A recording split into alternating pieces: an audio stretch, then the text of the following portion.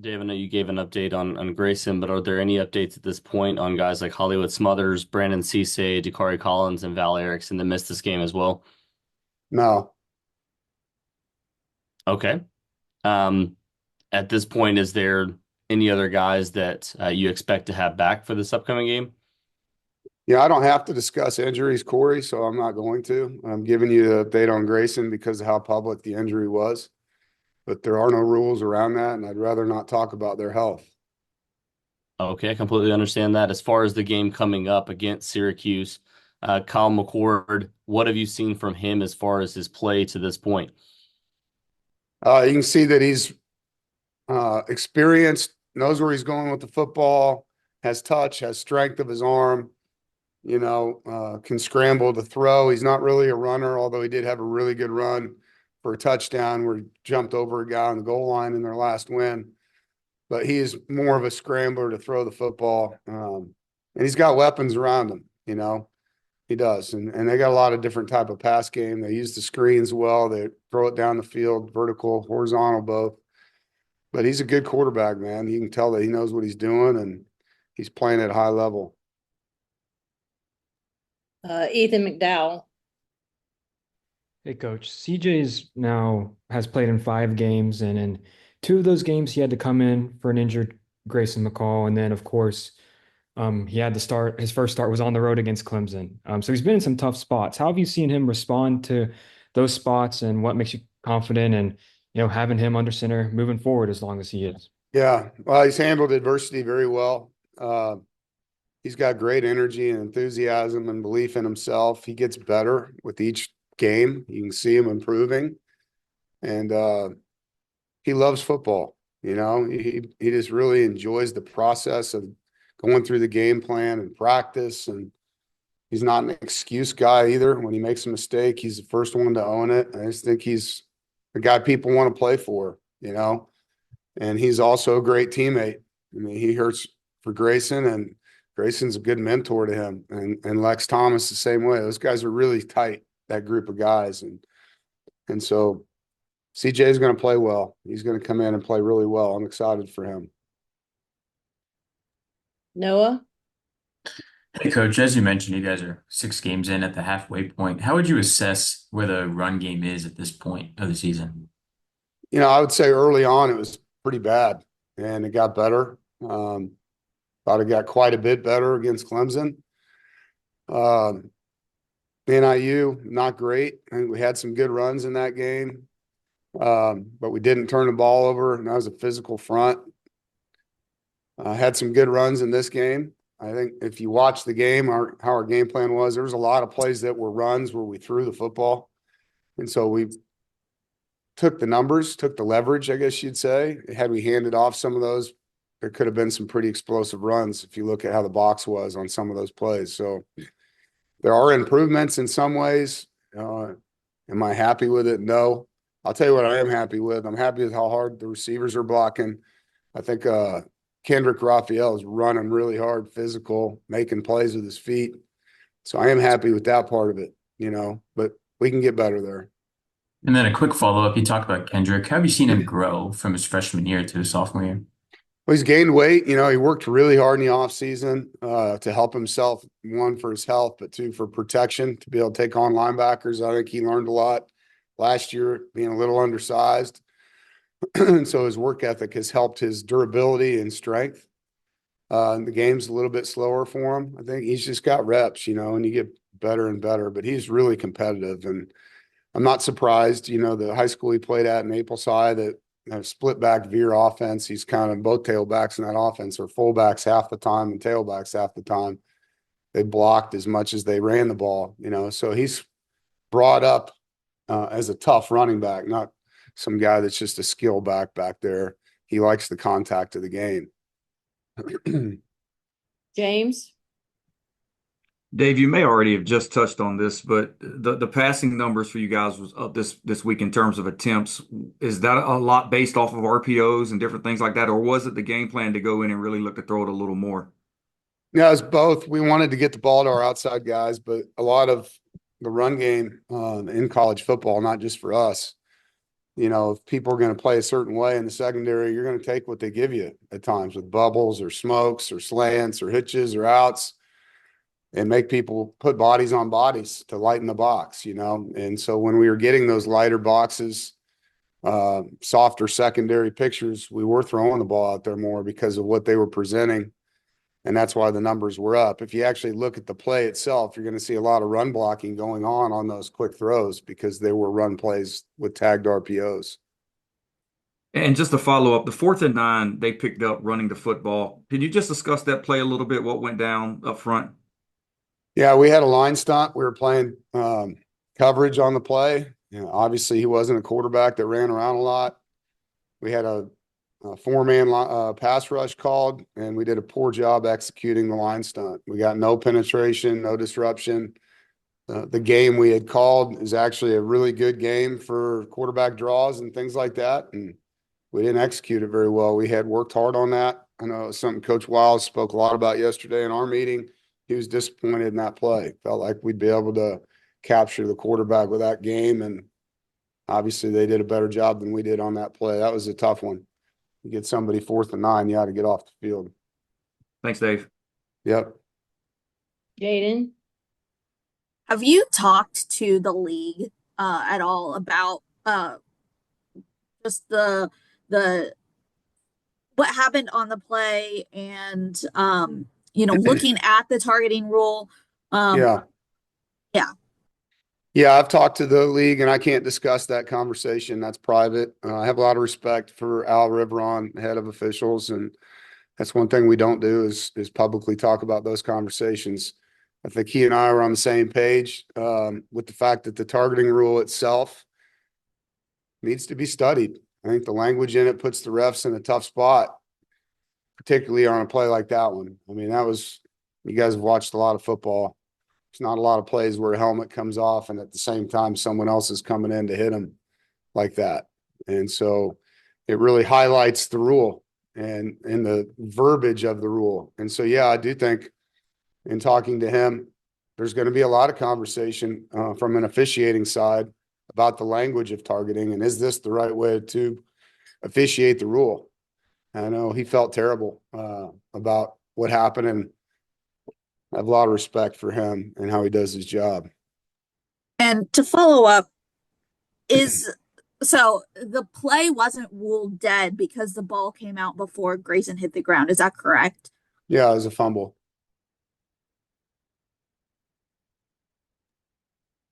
Brian Murphy.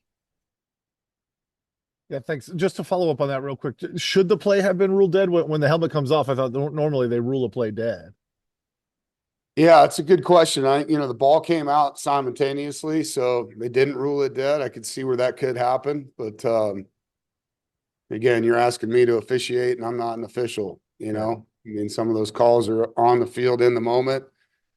If a guy continues to play with his helmet off, you usually see that. But as you know, that play, he went directly to the ground, and so I don't know. It's a tough one. Sorry, I know it's a bit of a sensitive topic, but at any point in your career, have you ever told a player like, I can't put you back out there? Like, is that a decision you feel comfortable making as a coach, or will you let the doctor and the player and his family tell you, hey, we want to play, we've been cleared, we can go back out there? Or at some point as a coach, do you say, I just don't feel comfortable putting you back out there? Yeah, I'm going to always first start with the doctors and the family and the young man. And obviously, if I felt that way, I have no problem making that call. But I'm going to start with them, and I think that's the right way to do it. But yeah, I mean, I have 3 sons, and I would want them to be treated the same way that I'm going to treat these guys. And if that's where we're at, that's where we'll be. But I have no problem making that decision if that's where we end up. But the steps are not head coach first. It's medical team first, family, and then bring the head coach in. Here's where we're at. Do you get a sense that you're at that point with Grayson at all? Is he talking about coming back this year? Yeah, I mean, like I told you, I'm going to let them go through the steps.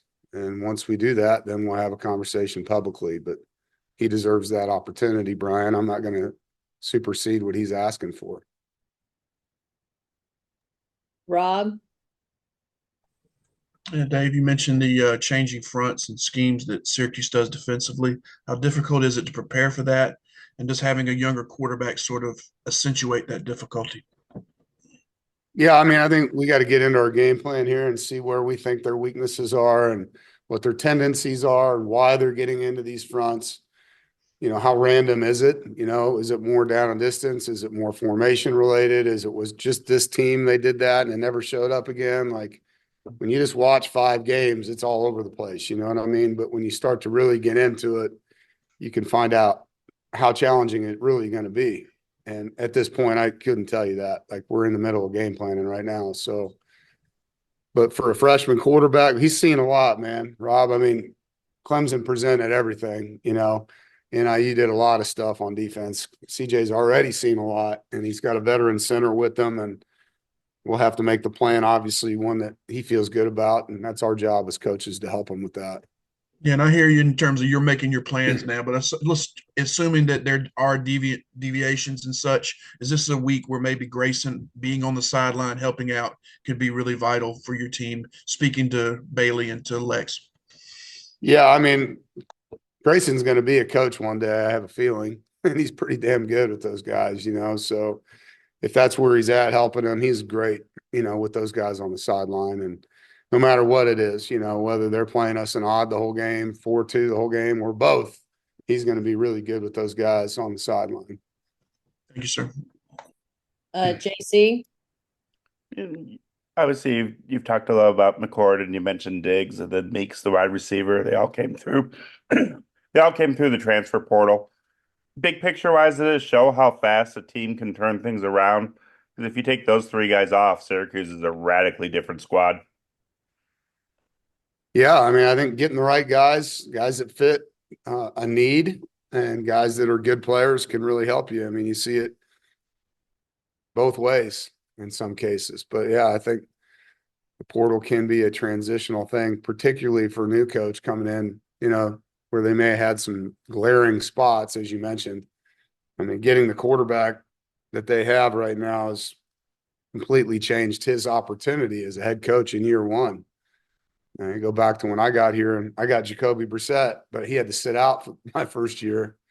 And we went from 3 wins in year one to 8 wins in year two because of that position change, you know. I mean, that position is the most important in football. You can look at every NFL team, every college team, every high school team. If there's a really good player at quarterback, they usually have a pretty good record. They usually do. And they got a good quarterback. Kyle McCord's a good player. James. Dave, it feels like Tamarcus Cooley is really coming on for you guys. Looks like he made some plays again this past week. Just evaluate him and your thoughts so far. Yeah, I'm really impressed with his improvement. His last 2 games, he's been very good in coverage and zone, blitzing, fitting the run. He's getting better and better each week. Really talented athlete. We knew that when he got here. He had a lot to learn, and to his credit, he really worked hard at improving. Coach Freddie, Autry Lindsay does a great job with our nickels. Yeah, Tamarcus has been a positive, a spark for our defense for sure. And I wanted to follow up on that. I don't know if you guys brought him in to start or anything like that, but it seems like you really threw a lot of darts in a sense in the transfer portal at defensive back, and you brought in a bunch of guys maybe not knowing what they would do. Looking back on that, you feel like that really kind of paid off for you just because maybe some are projecting out a little differently than you expected early on? Well, I think some of it's because of injuries and losses that we had, you know, guys leaving our team to go play more somewhere else. And when you add guys and then Devin Boykin got hurt in the bowl game, you know, that was a position group that we felt like needed some older players and competition in the room while we developed some of the younger guys. Damon Fagan's injured as well.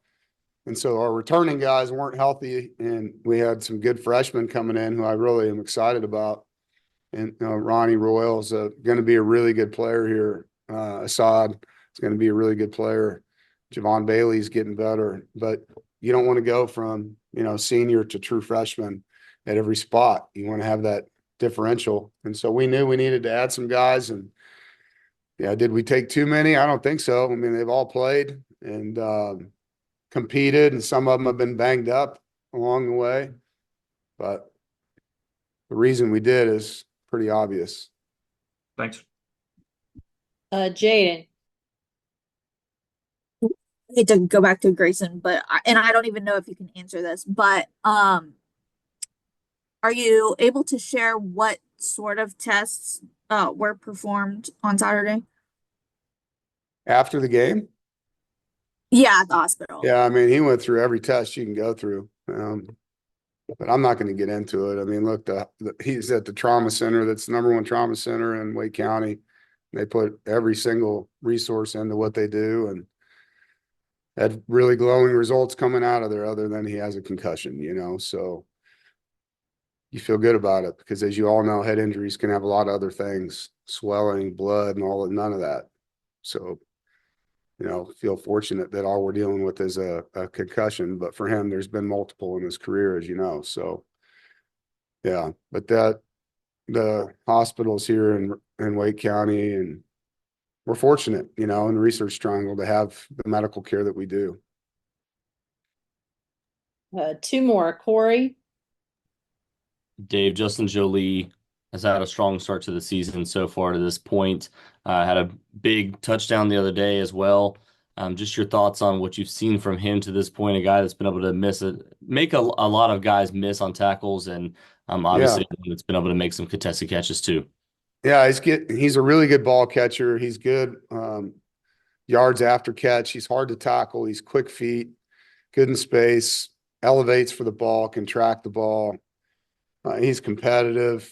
He's getting better without the ball. I mean, that's the biggest area we've been working hard with him is, how to block in space, how to be good on different types of blocks. And when the pictures change, defenses aren't always how they line up, how to adjust. And he's continuing to improve in that. But he's been a great asset to our offense, and he's just getting better each week. He works really hard, and he's a fun kid to coach. As a quick follow-up to that, how important is it to have a guy like that, a big body tight end across the middle for, a young quarterback as well? Yeah, helps a lot. Quarterbacks love big targets for sure. And having a guy that can sit in space and make plays, and it doesn't have to be a perfect ball for him to bring it in with his catch radius, that helps the quarterback tremendously.